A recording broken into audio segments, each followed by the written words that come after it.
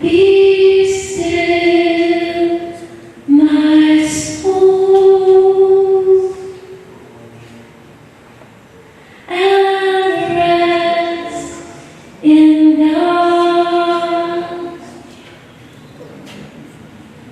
Be still, my soul,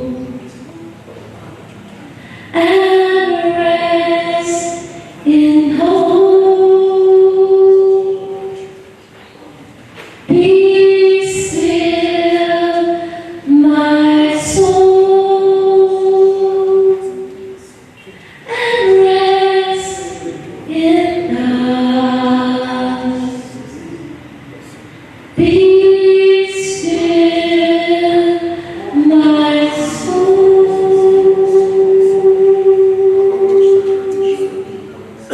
and rest in hope.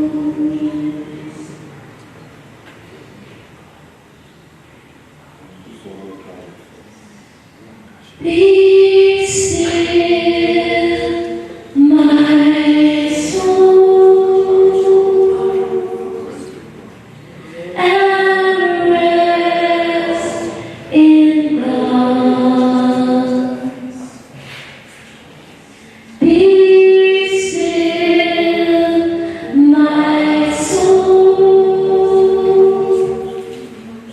and rest in hope.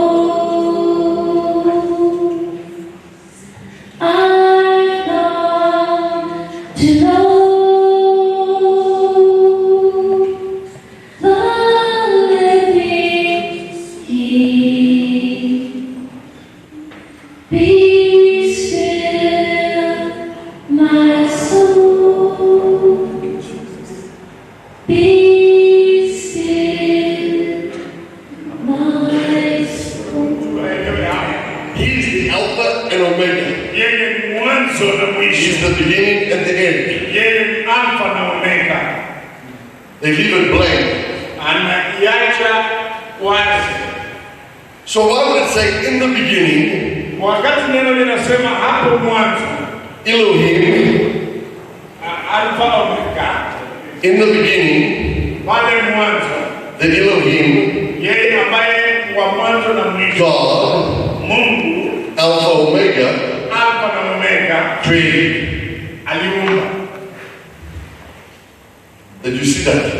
Je, unaona hii? It is only in Jesus, in Christ, Ni katika tu Yesu Kristo peke yake that the veil is removed. ambao kiambaza inatolewa.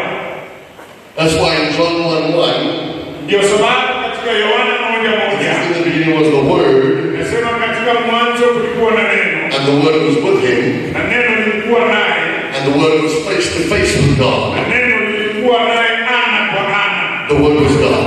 Neno lilikuwa ni Mungu. Okay, you can go back to the scripture. Good job. Hebu tukaenda pale, kasi nzuri. Very good. Mmefanya vizuri. Zuri. Mmefanya vizuri. Zuri. Kasi nzuri. I just want you to see, there's so much to learn. Nataka uone kwamba kumbe kuna mambo mengi ya kujifunza. So much to learn. Kuna mambo mengi ya kujifunza. Hallelujah. But in the beginning Lakini hapo mwanzo was the Word. kulikuwa na neno, And the Word is face to face with God. na neno lilikuwa ana kwa ana na Mungu. Hallelujah. Now remember Moses. Nakumbuka Musa, We talked about Moses tulimwongelea Musa having the burning bush experience. akiwa katika ile kiziwi cha moto. Give me Numbers chapter 12:6. Hebu tupate Hesabu 12 mstari wa 6. You can just bring up the verses now. Yeah, good job. Weka sasa kasi nzuri. Numbers 12:6. Hesabu 12 mstari wa 6. What does he say? Tutajifunza. Numbers 12:6. Hesabu 12 You know my mstari wa words. 6. To my prophets, what did he say? Inasema nini? I made myself known unto him. Amen. In dreams and visions. Amen. Isn't that right? But look at the next verse. Angalia mstari unaofuata. So to my prophets, Kwa manabii wangu, my but. sehemu yangu. So he said, what did he say in verse 6? Nasemaje mstari wa 6? To my prophets, I'm going to make myself known to them. Kwa manabii wangu, And dreams and visions. haya iwe wazi kwao. But not so with my servant Moses. Lakini haya aliyosema kwa Musa. Amen. Because in verse 7, Sababu mstari wa 7 when he's speaking of Moses, my servant Moses, anavyonena na Musa, not so. sivyo He is faithful in all my household. ilivyo kwa mtumishi wangu Musa. To Moses, Kwa Musa, verse 8, mstari wa 8, what does he say? kwake nitasema mtomo kwa mtomo, I speak in mouth to mouth. mtomo kwa mtomo. Now I'm not going to have the guy go back Maana nitafanya nikarudi huko and open up the Hebrew letters. na kufungua ile ndia ya Ibrania. But if you open up the Hebrew letters again, Lakini ukifungua ile ya Ibrania tena, it's going to say Elohim, itasema kwamba Elohim, Moshiach, Meshia, P-I-N-E-L, Elohim. inayoeleza Elohim. So what it's going to say in Hebrew is Takayosema katika Ibrania ni Elohim is facing Elohim. Elohim ndiye aliye Elohim. So if you look it up, you'll see it'll say Elohim is facing Elohim. Elohim ndio ile aliye Elohim. God is facing God. Mungu anamtazama na Mungu. Let's go look it up, okay? Exodus 7:1. Kutoka Exodus 7:1. What did he say? Kutoka 7:1 inasema God said to Moses, Mungu ananena na Musa, I will make you as a God to Pharaoh. nitakufanya uwe Mungu kwa Farao. Now look this up in any other translation. Angalia katika tafsiri zingine, The word God Bwana akamwambia is capital Elohim. Mungu ambaye ndiye anayeonana naye uso kwa uso. In Hebrew, Katika Ibrania it's not saying little Elohim. haisemi kale ka Elohim kadogo, It's a big Elohim. ni ile Elohim kubwa. So God is saying, I will make you just like me before Pharaoh. Mungu anasema kwamba nitakufanya wewe kama mimi kwa Farao. Okay, now ready? Tuko tayari? Imagine Hebu wazia, there's a big circle here hapa kumekuwa na ile kiambaza kubwa, and a big circle here. na hapa tena kuna mviringo. God is here. Mungu yuko hapa. Amen. Now the reason God is here Mungu kwa sababu yuko hapa is because of the cross. ni sababu ya msalaba. The cross Msalaba washes his sin, unaosha dhambi, cleanses him, unatakasa, he becomes born of God, unakuwa zaliwa kwa Bwana, is a new creature in God. unakuwa kiumbe kipya kwa Mungu, It's no longer I that liveth, na sio mimi ninayeishi, but Christ lakini Kristo liveth in me. aishi ndani yangu. So now God is in him, Kwa Mungu ndani yangu, God is in me. Mungu ndani yangu, Now God in me na Mungu ndani yangu wants to have a conversation nataka awe na uhusiano with God in him. na Mungu aliye ndani yake. In the middle Hapa katikati can be noise. unaweza kuwa na kelele. When we communicate, Wakati tunawasiliana, information, unaweza sikia ile kuzuia kama kuharibu. he is hearing information. Nasikia ujumbe. Come on. When I grew up in South Africa, Wakati alikuwa all my friends I grew up with wale watu alikuwa nao pamoja were black. walikuwa ni weusi. So I always was playing. Sasa walikuwa wakicheza All my black friends.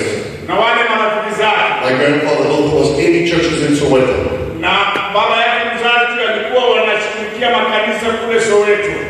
But I know some places, Lakini ajua mahali fulani people do not like each other. watu hawapendani. The black man Wale weusi waweza might not like the white man. hawawezi kuwapenda wazungu. The white man Wazungu nao might have prejudice wanaanza kuweka ile nia kuona kama Waafrika sio kitu, to the black man. hawataki kuhusiana. Am I right? Uko sawa? But God says, Lakini Mungu asema don't know anybody usimjue yeyote after the flesh. kwa mwili. God Mungu only wants to know God. anataka He doesn't care about your color. Haijalishi wewe ni rangi gani. He doesn't care where you come from. Haijalishi wewe unatoka wapi. God wants to know God. Mungu anataka ajue Mungu. Are you there? Je, tuko sawa? How did we get the idea of prejudice? Na tunaweza kuondoaje zile mipaka? We were listening to a bunch of noise. Kwa sababu tunasikiza zile kelele za kuzuia. Now there can also be noise between us. Inaweza kuwa na kelele kati yetu pia. Maybe the person's from another type of tribe. Pengine mtu huyu mwingine ni wa kabila lingine. This tribe doesn't like that tribe. Kabila hili halipendi kabila hili lingine. Maybe they make fun of them. Na wengine hao wanaona ni kama wanataka kuwatunisha. But when the voice Lakini sauti of the soul ya moyo or the flesh wa mwili speaks louder than the spirit, inapoongea zaidi kwa roho, we cannot hear from God. hatuwezi sikiza kutoka kwa Mungu. We need the spirit Tunahitaji roho to speak louder iongee sauti ya juu, than all the noise ikizuia ile kelele of what other people are saying. ili ya wale watu wanaosema.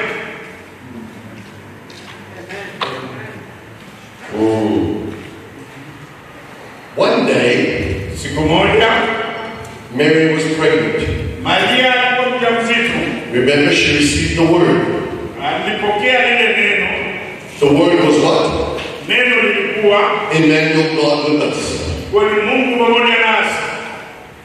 The word, Neno Emmanuel, God with us, Mungu pamoja nasi was in a womb. lilikuwa katika tumbo. She went on a journey. Alikuwa katika safari. I think me and you do pretty good. We both look pregnant. Tunaangalia watu wakiona wawili kama waliona mimba. No, I'll tell you what happened. Angalia, nitawaambia kile kinafanyika. When I married my wife, Wakati aliomuoa mkewe, I was only about 80 some kilos. yeye alikuwa kaembamba. She was about 40 some kilos. Na yeye peka alikuwa But kembamba. what happened was, Kilichofanyika ni every time she gained 5 kilos, kila wakati akiongeza kilo she was tano, able to have the baby yeye alikuwa anatarajia and mtoto. deliver the 5 kilos. Yeye anamwachia kilo zile But me, tano. I gained 5 kilos for every child. Wakati akiongeza kilo tano kwa kila So mtoto, after 6 kids, fika mtoto wa sita, you understand what happened? na angalia kilichofanyika. Now I'm like 100, now I gained Aliongezeka, 30 some kilos. akaongezeka kilo zingine za masita, And I have yet to deliver. ambayo sasa yeye ndiye amebeba mimba siku hizi. But I will. Na siku moja atazaa.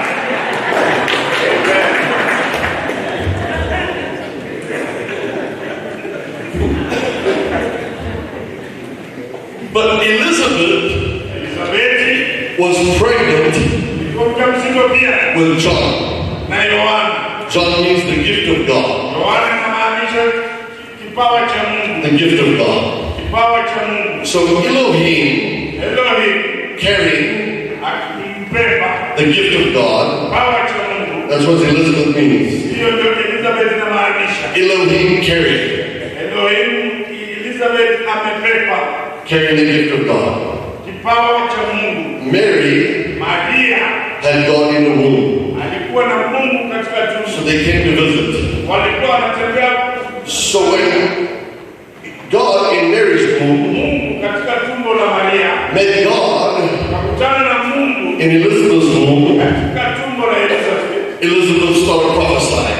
Elizabeth wakaanza kutoa unabii. Blessed art thou among women. Barikiwa yule mwanamke, Blessed is the fruit of thy womb. barikiwa yule uzao wa tumbo yake.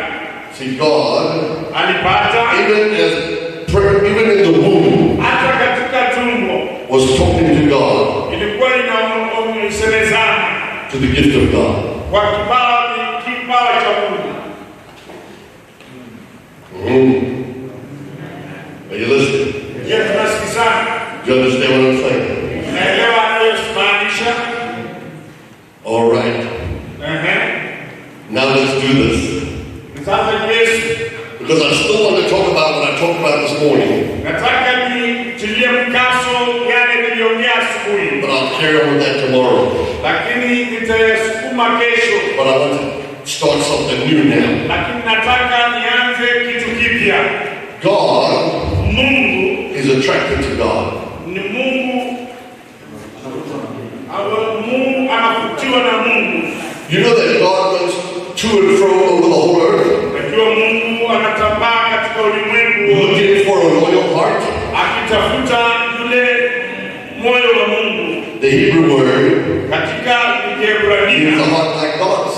ni moyo unaotafuta wa Mungu. Wherever God finds a heart like His, Wakati tu kokote Mungu akipata moyo kama wake, that's when God begins to promote. Mungu ndio anaanza kuinua. Because God only promotes God. Hapo Mungu huinua tu Mungu.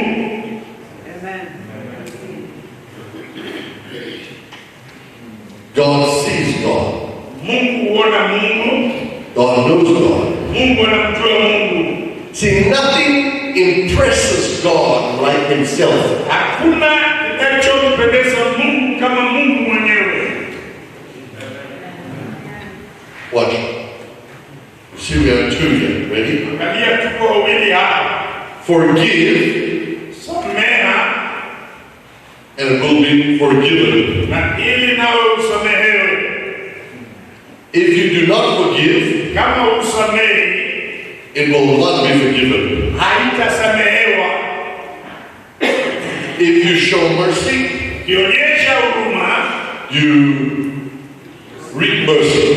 utafuna huruma. You still there? God honors those Mungu anaheshimu wale who honor Him. ambao wanamheshimu. No one can receive honor Hakuna yeyote anayeweza unless it is given by God. kama haitokani na Mungu. There was a man who prayed, Mtu aliyeomba, a very selfish prayer. mtu aliyeomba maombi ya His kibinafsi. name was Jabez. Jina lake lilikuwa ni Yabesi. Jabez. Yabesi, Increase my territory. hebu panua uwepo wangu, Enlarge my border. hebu panua mipaka zangu, Make me not cause others evil. hebu nifanye nisiwe kikwazo kwa wengine. Nothing fancy. Sio kitu tu ya maana. No big special prayer. Hakuonekana maombi yale makubwa makubwa. But you know what? Lakini wajua nini? You know why God answered his prayer. Najua Mungu alijibu maombi yake sababu. You know why God answered his prayer. Najua Mungu alijibu maombi yake sababu. It says that Jabez Sababu Yabesi was more honorable, hakuwa ndiye tu, alikuwa ameheshimika than his brethren. kuliko ndugu zake. See, Jabez Kuliko Yabesi manifested alipanduka more the nature of God kuliko ile uadili ya Mungu than his brothers. ni wa ndugu.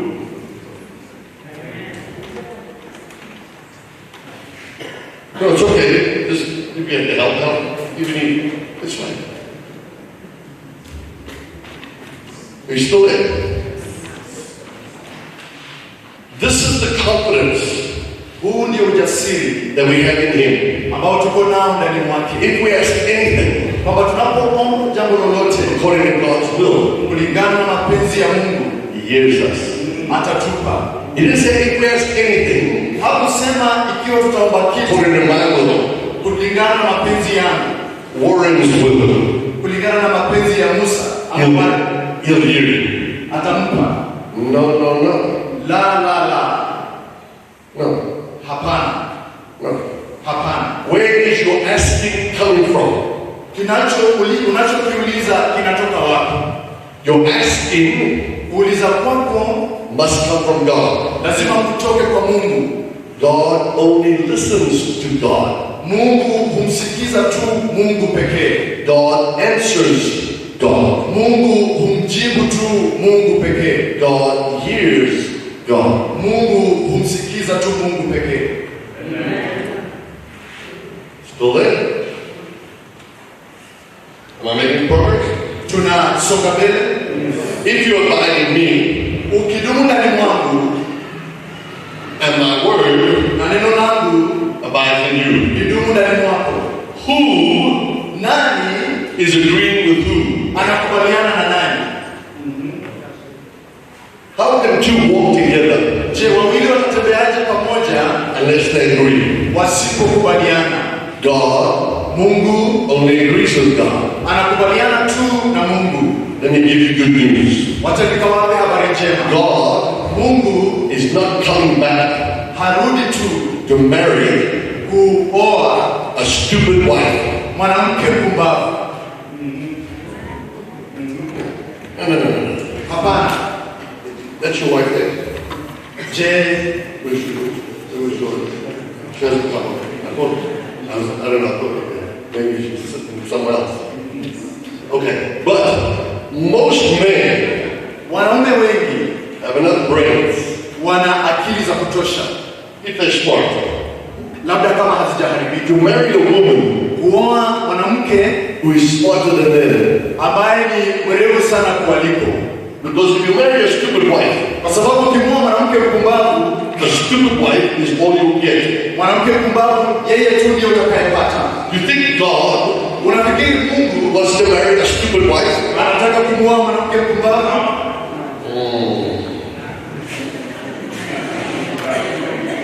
Somebody help me. Mtu akanisaidie. I will be doing one thing. Nitakuwa nafanya kitu kimoja And my wife, na mke wangu she can do 5 things anafanya vitu 5 at the same time. wakati mmoja, And I'm just trying to do one thing. na mimi nitakuwa napambana na kitu At the same kimoja time. wakati ule mmoja. I think that takes a lot more brains.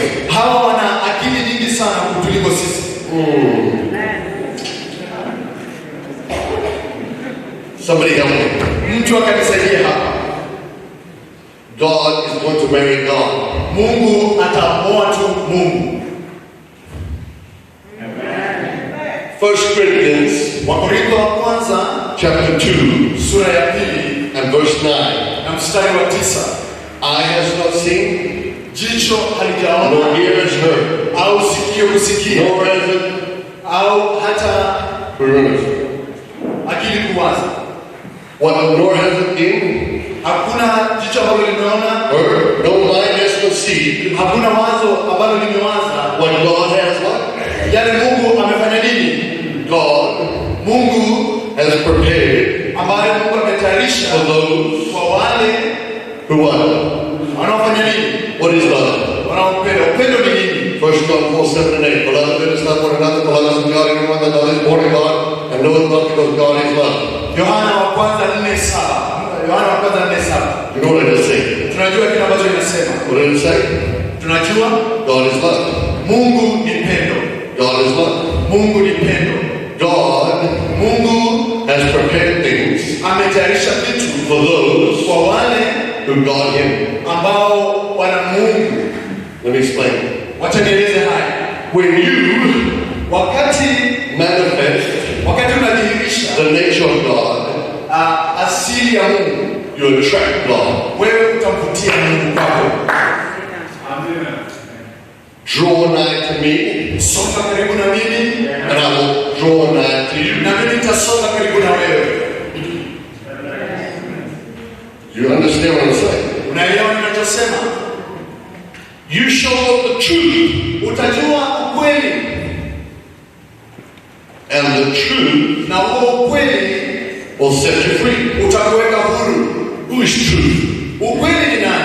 Who is truth? Ukweli ni nani? Jesus said, Yesu akasema, I am the way, mimi ni njia, the truth, ukweli and the life. na uzima.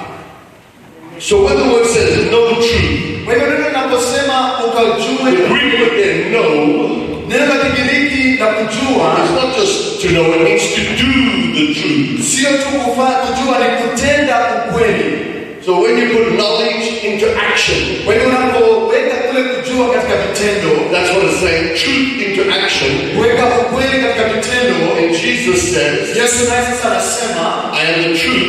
mimi ndiye ukweli, I set truth ninaweka huru ukweli, free. ninaweka ukweli huru. Because truth Acha ukweli wa Mungu only sets truth free. ukaweke ukweli mwingine huru.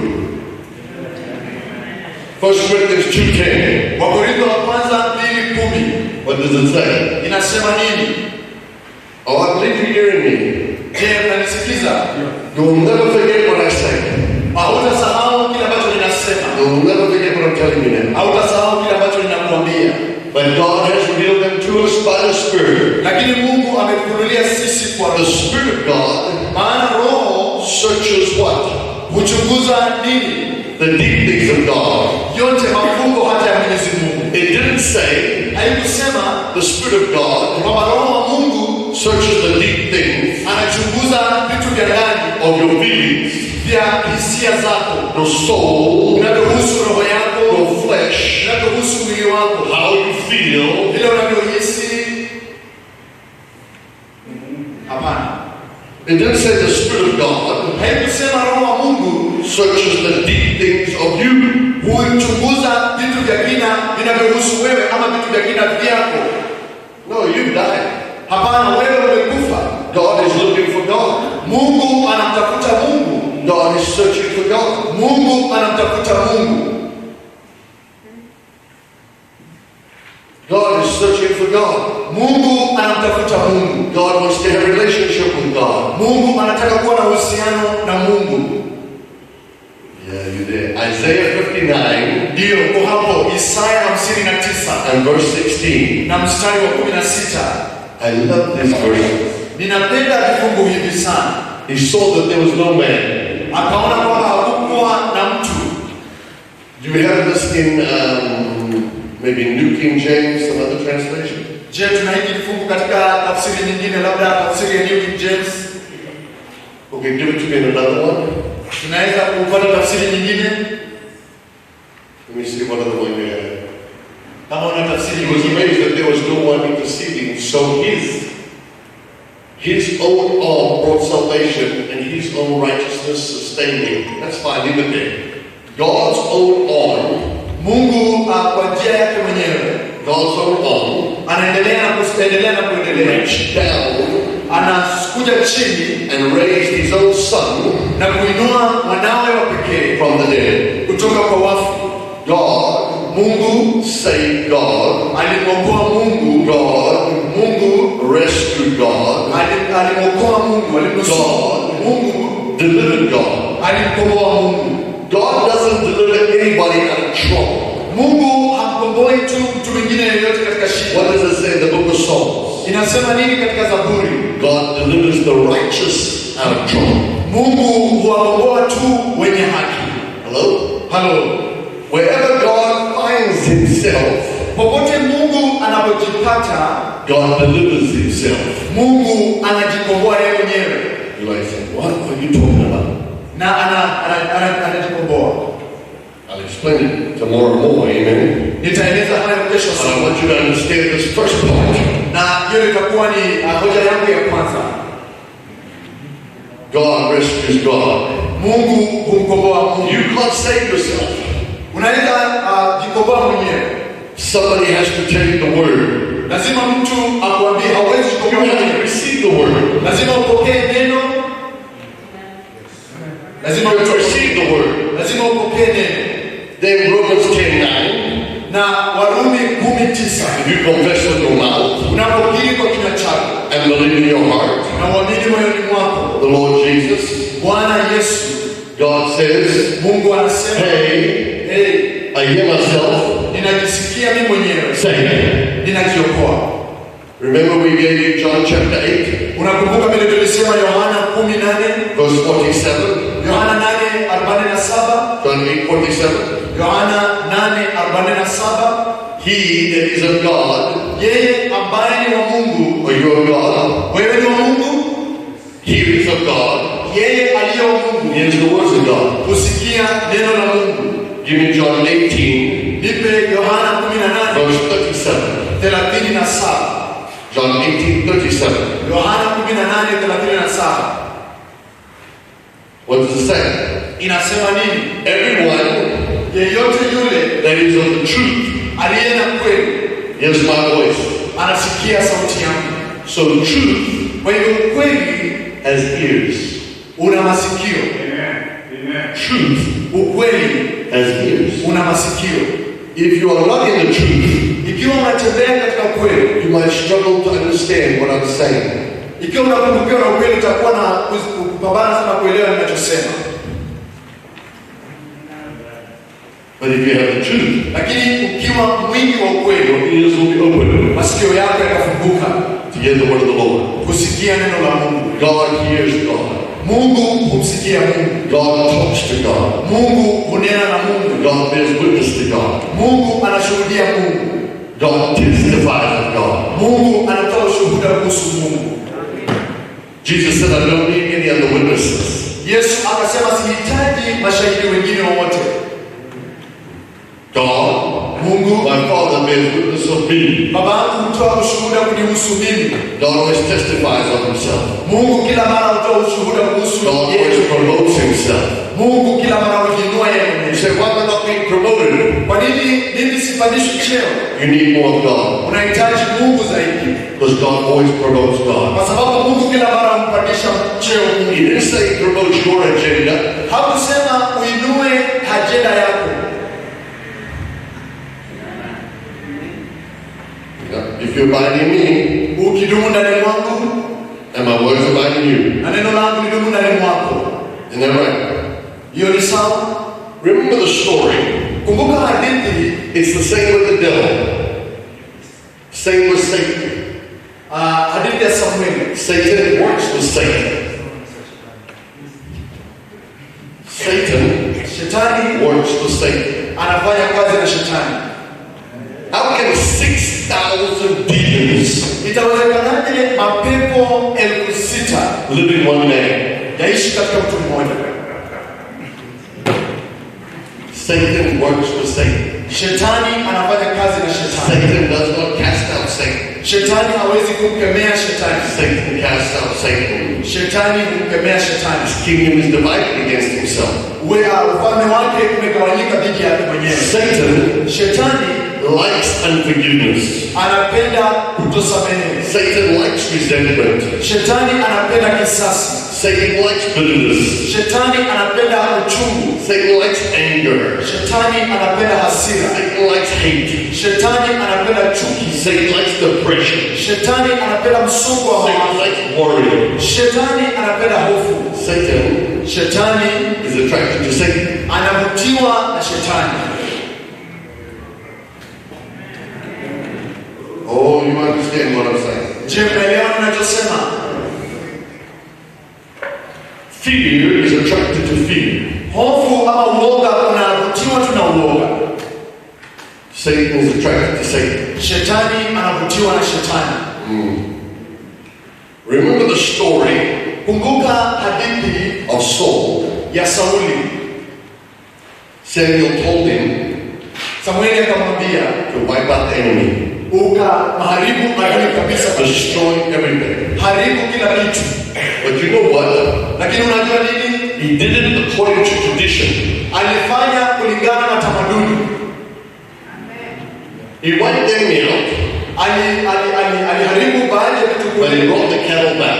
lakini akaleta baadhi ya He vitu, brought the king back.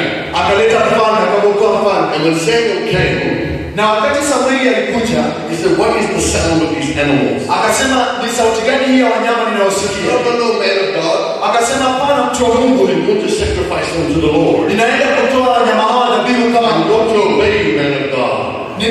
singependa kujiwe mtu. What about the king? Na mfalme anafanya nini? Oh, I'm going to cut his head off in front of the people. Nitakata kichwa chake badala ya watu. I am going to do what you told me to do. Kwa hivyo nitafanya kile ambacho uliniambia nifanye. But he did it according to tradition. Lakini alifanya kulingana na tamaduni. Tradition Tamaduni au desturi makes the word of God linafanya neno la Mungu of no effect. lisiwe na mguso wowote. So what did the man of God say? Kwa hivyo mtu wa Mungu anasema ni Because you have rejected the word of the Lord, kwa sababu umekataa neno la Mungu, God has rejected you. Mungu naye amekukataa. Even now, Hata sasa hivi the axe is laid to the root of the tree. shoka limewekwa kwenye kina cha The mti. branch doesn't bear good fruit. Wale wenye haki wanaozaa matunda, Cut off and thrown in the fire. shina lisilozaa matunda linakatwa na kutupwa motoni. Remember the man had 5 talents? Unakumbuka ile hadithi ya talanta 5? He doubled it. Aliongezewa. The man had 2 talents. Yule aliyekuwa na talanta 2, yule mwanamume Doubled it. aliongezewa The 2. man had 1 talent. Lakini yule aliyekuwa na talanta 1 Buried it. alizika. When the master came, Wakati Bwana alikuja, the man had 1 talent. yule mtu aliyekuwa na talanta Made moja excuses. akapeana I kijisababu. was afraid, Niliogopa, so I buried him. nikazika. He says, take the man that has 1 talent. Akasema chukua yule aliye na talanta Give to moja, the man that has 10 talents. muongezee yule aliye na talanta 10. Cast that worthless servant Yule asiye na maana, yule into mtumishi outer darkness, for there will be weeping and gnashing of teeth. kule ambapo kuna kulia na kusaga meno. Do you want to know what the revelation is? Je, unataka kujua ufunuo wa hayo ni nini?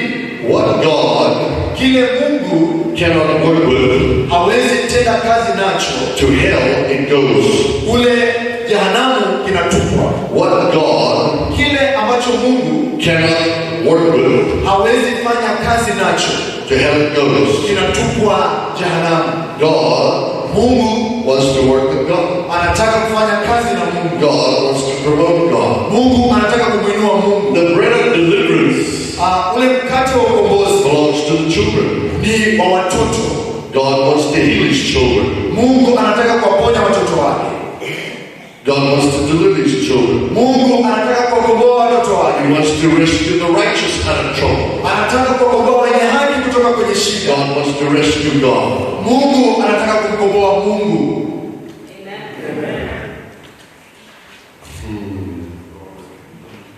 Someone's thinking, Mungu, kuna mtu sasa anafikiri. let me just say that. Acha niseme Are you hayo. understanding what I'm saying? Je, unafikiri kuhusu yale ambayo ninasema? That is very simple, Hiyo ni rahisi sana, but it's very important lakini ni ya muhimu to understand God kuelewa kwamba Mungu wants to be face to face with God. anataka kuonana uso kwa uso na Mungu. God wants to see God. Mungu anataka kumwona Mungu ana kwa ana. God wants to know God. Mungu anataka kumjua Mungu. Intimacy Uhusiano ama mapenzi, uhusiano wa karibu is the birthplace of miracles. ndio mahali ambapo miujiza inazaliwa.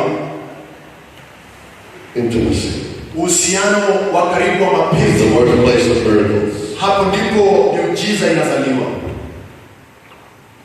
God. Mungu, You see, even when it says give, wakati ambapo inasemekana kwamba toa, and it will be what?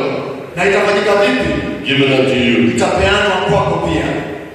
Sometimes people just give, Wakati mwingine watu wanatoa tu, but they don't have love. lakini hawatoi kwa upendo.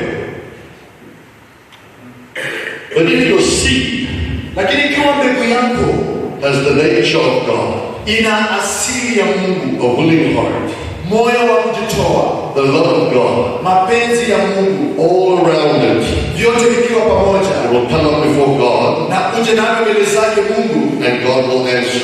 na Mungu sasa atajibu. But if your seed Lakini ikiwa mbegu yako is full of grumbling, imejawa manunguniko, complaining, malalamishi, whining, maneno ya chuki, he wants to take up another offering, anataka kuchukua sadaka yangu tena, God will not answer. Mungu hatajibu. God only answers God. Mungu hujibu tu Mungu. That's why some of you are struggling. Ndio sababu Samueli alikuwa ananena, You might be obedient, unaweza kuwa umetii, but you're not willing. lakini hauna kule kujitoa. The willing Kujitoa, and obedient kujitoa na kutii, eat the good of the land. Eat the good of the land. hivyo ndivyo vitakavyosababisha Willing and obedient, eat the Missouri land. kujitoa na kutii. Hivyo ndivyo vitakavyosababisha mji wetu ama nchi yetu iwe nzuri na izae. See? Somebody's with me.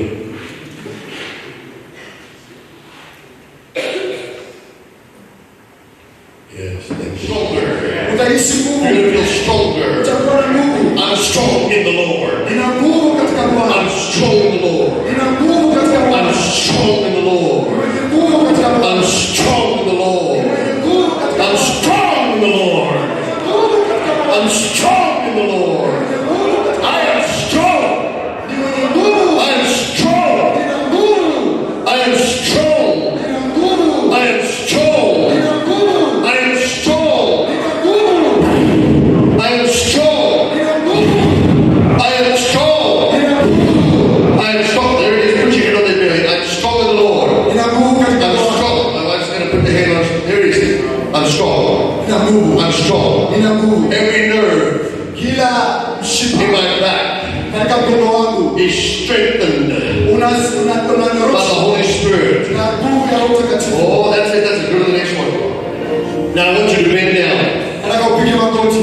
Bend down. Touch your toes. Unaweza kupiga Stand up. piga magoti. Bend down and stand up. Bend down. Stand up. Go up and down. Inama na Go up and uinuke. down like this. Go up and down like this. Unainuka na kusimama. Up and down. Juu na Go chini. like this. Juu na chini. Go up and down. Juu na chini. Up and down. Juu na chini. Up and down. Juu na chini. Now start jumping up and down. Sasa unaweza kuruka juu na chini. Jump up and down. Ruka juu na chini. Ruka juu Jump na up chini. and down. Ruka juu na You chini. want to heal. You want to heal. This one needs to go run. This one needs to run. I want you to run to the back of the church and back. Unaweza kuja kule nyuma na Run to the back. unaweza Go run. kukimbia na Jump up and down. Jump up and down.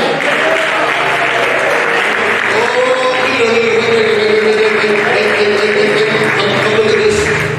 Where's the camera? Look at this lady smile. Tell us what's happening. tuambie nini kinatendeka. Nasikia nguvu. She feels new strength. Tell me what's happening. Tuambie nini kinafanyika. Nasikia nguvu. She feels new strength. You feel new strength. Let me see a smile. Nione tabasamu. Naweza tabasamu. Amen. Thank the Lord. Tell me what's happening. Nasikia nguvu inaanza kuja kwa mwili. She's receiving new strength in her body now. That's what she's saying. Amen. You feel stronger? Unahisi nguvu? Yes. Hallelujah. Hallelujah. Hallelujah. Hallelujah. Hallelujah. Hallelujah. Well, I like this place. Ninapenda mahali hapa. The anointing is growing. Upako unaendelea The kuongezeka. whole day. Siku nzima. The whole day. Siku nzima. Now watch what happens tomorrow. Na nini kitakachofanyika kesho? Tomorrow is going to get stronger. Kesho itakuwa na nguvu sana. The power of God in this place. Nguvu za Mungu zitaonekana mahali hapa. Today you're just warming up. Leo tunafanya tu mazoezi kidogo kidogo. You don't know us, we don't know you. Shukuru tu Mungu kwa ajili ya kazi yake siku ya leo. Let's thank God for the great doings among us, for the miracles we receive, for the favor, for the anointing. You can tell God something because we are leaving this place not as we came. We are leaving this place a blessed person, lifted to another level. So you can thank God for all that He has done. Shukuru tu Mungu kwa yale ambayo amefanya katika maisha yako. You can thank Him for the servants who have been listening to Him this day.